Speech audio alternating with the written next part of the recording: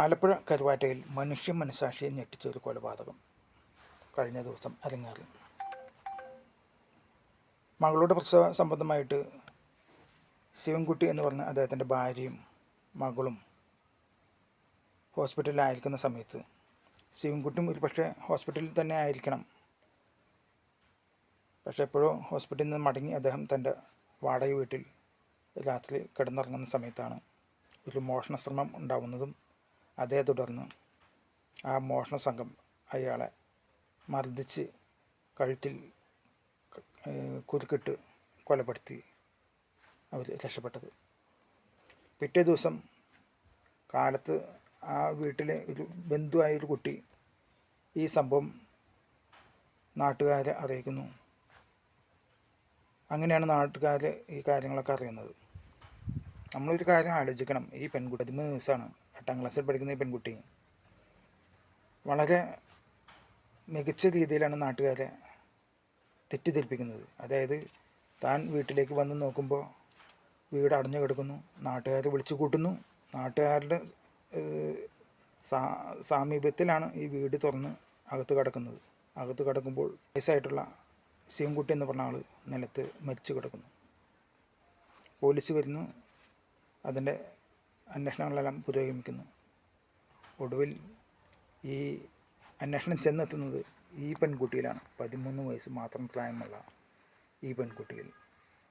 അതിനിടെ അവൾ പല കാര്യങ്ങളും നാട്ടുകാരെ തെറ്റിദ്ധരിപ്പിക്കുന്നുണ്ട്.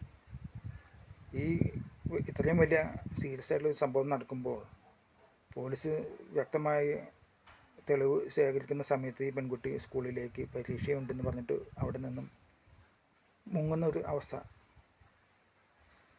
അതിനുശേഷം പോലീസ് ഈ പെൺകുട്ടിയെ വീണ്ടും വിശദമായിട്ട് ചോദ്യം ചെയ്യുമ്പോഴാണ് ഈ കൊലപാതകത്തിൻ്റെ ഒരു രഹസ്യം പുറത്തു വരുന്നത്. വളരെ പ്രൊഫഷണൽ ടച്ചോട് കൂടിയിട്ടാണ് ഈ കൊലപാതകം നടത്തിയിട്ടുള്ളത്. ഈ 13 വയസ്സുള്ള പെൺകുട്ടിയുടെ ആൺ സുഹൃത്തുക്കളായ 16ഉം 17ഉം വയസ്സുമുള്ള 3 ആൺകുട്ടികൾ. അവർക്കാണ് ഇവൾ കൊട്ടേഷൻ കൊടുത്തിരിക്കുന്നത്. എന്തിന്? ഒരു ഐഫോൺ വാങ്ങണം എനിക്ക്, അതിനുള്ള പണം കണ്ടെത്തണം. അതോടൊപ്പം തന്നെ കൂട്ടുകാർക്ക് അവർക്ക് ആഗ്രഹിക്കുന്ന ബൈക്ക് വാങ്ങാനുള്ള പണം കൂടി ഇതിന് കണ്ടെത്തണം. അതിനുള്ളൊരു മാസ്റ്റർ പ്ലാനാണ് ഈ പെൺകുട്ടി തയ്യാറാക്കിയത്. ആരുമില്ലാത്ത സമയത്ത് ഈ വീട് കവർച്ച ചെയ്ത് വേണ്ടുന്ന സ്വർണം മോഷ്ടിക്കുക. ഈ സംഭവത്തിൽ ഏകദേശം 6 പവനോളം സ്വർണം മോഷണം പോയിട്ടുണ്ടെന്നാണ് പോലീസ് സ്ഥിരീകരിച്ചിട്ടുണ്ട്, അത് കണ്ടെടുത്തിട്ടുണ്ട്. അപ്പോൾ വെറുമൊരു കാര്യസാധ്യത്തിന് വേണ്ടി സ്വന്തം ബന്ധുക്കളെ പോലും അത് വയസ്സ് ചെന്ന ഒരു വ്യക്തിയാണോ എന്നുള്ള ഒരു നോട്ടമൊന്നുമില്ല. അതിന് കൊലപാതകത്തിന് പോലും ഇവർ തയ്യാറായി എന്നുള്ളതാണ്. ഇനിയിപ്പോൾ ഈ കൊലപാതക രീതി എങ്ങനെയാണ്? ഈ 3 ആൺപിള്ളേർ അവിടെ വന്നിട്ടുള്ളത് കയ്യുറ ധരിച്ച് ഈ ക്രൈം സീനിൽ തെളിവ് ലഭിക്കാത്ത രീതിയിൽ മുളക് പൊടിയെല്ലാം വിതറി തെളിവുകളെല്ലാം നശിപ്പിച്ചിട്ടാണ് അവിടെ നിന്ന് രക്ഷപ്പെട്ടുള്ളത്. അതോടൊപ്പം തന്നെ ഈ കൃത്യം നടത്തിയതിന് ശേഷം ഈ പെൺകുട്ടിക്ക് വീഡിയോ കോളിൽ ഈ സംഭവങ്ങളെല്ലാം കാണിച്ചു കൊടുത്തിട്ടാണ് അവർ മടങ്ങിയിട്ടുള്ളത്. അത്ര വിദഗ്ധമായിട്ട് ഒരു വിദഗ്ധനായ കൊലപാതകി പോലും ഇത്രയും കാര്യങ്ങൾ സൂക്ഷ്മമായിട്ട് ചെയ്തിട്ടുണ്ടാവില്ല.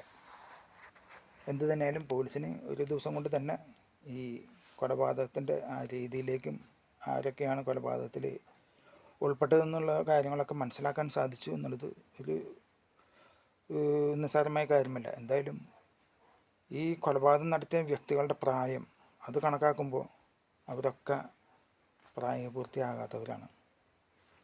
അവർ ജുവനൈൽ കോടതിയിൽ ഹാജരാക്കും, കുറച്ച് കൗൺസിലിംഗ് മറ്റു കാര്യങ്ങളും കൊടുക്കും, കുറച്ച് നാൾ ഏതെങ്കിലും സ്ഥലത്ത് ഒരു തടവ് പാർപ്പിക്കും.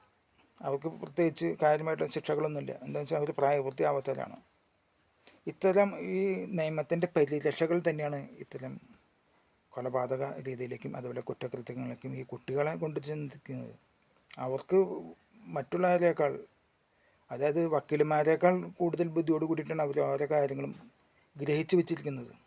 എവിടെയാണ് ഈ ലൂപ്പ് ഹോൾസ്, നിയമത്തിൻ്റെ പഴുതുകളൊക്കെ എന്താണ് എന്നൊക്കെ മനസ്സിലാക്കിയിട്ടാണ് ഇന്നത്തെ ഈ തലമുറ വളർന്നു വരുന്നത്. അതിനെത്ര ഉദാഹരണങ്ങളാണ് നമ്മൾ കാണുന്നത്. 13 വയസ്സുള്ളൊരു പെൺകുട്ടിയല്ലേ കുറച്ച് നാൾക്ക് മുമ്പ് തൻ്റെ കൂട്ടുകാരെ തന്നെ തൻ്റെ ഇഷ്ടത്തിന് വഴങ്ങാത്തതിന് പോക്സോ കേസിൽ പോലീസിനെ കൊണ്ട് പിടിപ്പിച്ചു. മറ്റൊരു പെൺകുട്ടി കാമുകനുമായിട്ടുള്ള സല്ലാപത്തിന് വഴിമരുന്ന് ഒരുക്കാൻ വേണ്ടിയിട്ട് പിതാവിനെ മാറ്റി നിർത്താൻ വേണ്ടിയിട്ട് ഒരു പോക്സോ കേസിൽ പിതാവിനെ ജയിലിലടച്ചു. 1.25 വർഷമാണ് ആ പിതാവ് ജയിലിൽ ചെയ്യാത്ത കുറ്റത്തിന് ജയിൽ ശിക്ഷ അനുഭവിച്ചത്. എന്നിട്ട് ആ കുട്ടി എന്താണ് ചെയ്തത്?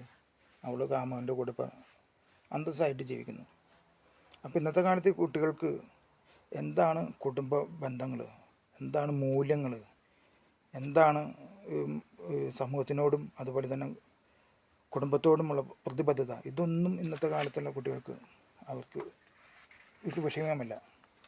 തങ്ങളുടെ കാര്യം നടക്കാൻ എന്താണ് അപ്പോഴത്തെ ഒരു നിവൃത്തി, അത് ചെയ്യുക എന്നുള്ളതാണ്. അതിൽ വിട്ട് അവർക്ക് യാതൊരു കടപ്പാട്, യാതൊരു അറ്റാച്ച്മെൻറ്റും ആരോടില്ല എന്നുള്ളതാണ് ഓരോ സമീപകാല ദൃശ്യങ്ങളും നമുക്ക് മനസ്സിലാവുന്നത്.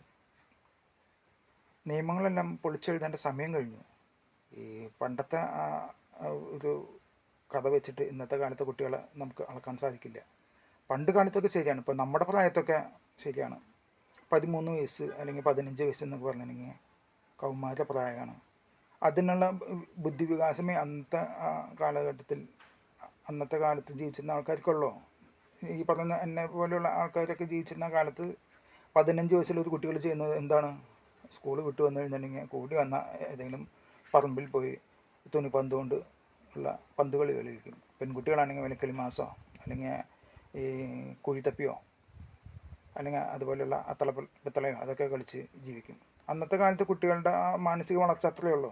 അതുകൊണ്ടൊക്കെ അന്ന് 15-17 വയസ്സെന്നൊക്കെ പറഞ്ഞിട്ടുണ്ടെങ്കിൽ ബുദ്ധി വളർച്ച എത്താത്ത കുട്ടികളെന്ന് പറയും. ഇന്നിപ്പോൾ അങ്ങനെയാണോ? ജനിച്ചു വീഴുന്ന കുട്ടികൾക്ക് ഒരു മൊബൈൽ എടുത്ത് കൊടുത്തിട്ടുണ്ടെങ്കിൽ അവൻ അതിൻ്റെ കടഹങ്ങൾ അവൻ പറഞ്ഞ് ശരിയാക്കി നമുക്ക് തരും. അത്രയും ബുദ്ധി വികാസം ഇന്നത്തെ കാലത്ത് കുട്ടികൾക്കുണ്ട്. അപ്പോൾ അവരെ നമ്മൾ പണ്ടത്തെ ആ ഒരു അളവുകോല് വെച്ചിട്ട് അവർ കുട്ടികളാണ്, അവർ പ്രായപൂർത്തിയാകാത്തവരാണെന്നൊക്കെ പറഞ്ഞു കഴിഞ്ഞിട്ടുണ്ടെങ്കിൽ ഇതുപോലുള്ള ഒരു സംഭവങ്ങൾ അറിയുമ്പോൾ ഞെട്ടി ധരിക്കാൻ തന്നെ നമുക്ക് സാധിക്കുകയുള്ളൂ. ഞെട്ടിധരിക്കാം, അതിൽ വിട്ടൊന്നും ചെയ്യാൻ പറ്റില്ല. അപ്പം നിയമങ്ങളൊക്കെ മാറ്റി എഴുതണം. അതിനൊക്കെ ഉള്ള കാര്യങ്ങളൊക്കെ ഉണ്ടല്ലോ. ഒരു കുട്ടിയുടെ ബുദ്ധി വളർച്ച അത് അളന്നിട്ട് അതിനനുസരിച്ച് അവൻ ആ പ്രായത്തിലും അവന് പക്വമായിട്ടുള്ള ഒരു മനസ്സാണെങ്കിൽ അവൻ അതിനനുസരിച്ച് ശിക്ഷ കൊടുക്കണം എന്നാണ് ഞാൻ പറഞ്ഞു വരുന്നത്. 13 വയസ്സ് ഉള്ള ഒരു കുട്ടിക്ക് ഈ 25-30 വയസ്സുള്ള ഒരു പ്രായപൂർത്തിയായ ഒരാളുടെ ബുദ്ധിവികാസം ഉണ്ടെങ്കിൽ അതിനനുസരിച്ചൊരു ശിക്ഷ കൊടുക്കണം. അതാണ് ഞാൻ പറയുന്നത്. നിയമങ്ങളൊക്കെ മാറ്റി എഴുതണം എന്നല്ല. അത് വേറെ ഒരു ഫിഗറിൽ മാത്രം നമ്മൾ പ്രായപൂർത്തിയായവർ എന്ന് മാറ്റി പറയുകയല്ലല്ലോ വേണ്ടത്. അങ്ങനെയൊക്കെ പറഞ്ഞു കഴിഞ്ഞിട്ടുണ്ടെങ്കിൽ നമ്മളൊക്കെ പഴഞ്ചന്മാരെ തീരും. ഇതുപോലുള്ള ഈ ജെൻസി പിള്ളേർ എന്ത് കാര്യത്തിനും സ്വാർത്ഥ ലാഭത്തിന് വേണ്ടി അപ്പനെ അമ്മയോ ബന്ധുക്കളോ ഒരു നോട്ടമില്ലാതെ അവരുടെ കാര്യം നടക്കാൻ എന്തും ചെയ്യും അവർ.